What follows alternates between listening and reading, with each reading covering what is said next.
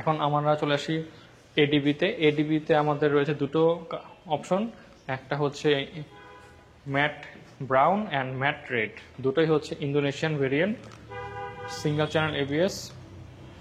পুরাই অস্থির বাইক এটা। আসলে এটা সম্পর্কে বিস্তারিত জানতে অবশ্যই আপনারা স্কুটার পয়েন্ট ভিজিট করবেন। আর স্কুটার পয়েন্ট কিন্তু এই বাংলাদেশে কিন্তু একটাই রয়েছে। সো এবার আমরা চলে আসি ইলেকট্রিক সেকশনে। সো ইভি সেকশনেও তো মোটামুটি অনেক ধরনের বাইক রয়েছে, দেখা যাচ্ছে ওয়ালটন এবং ইয়াদিয়ার রয়েছে।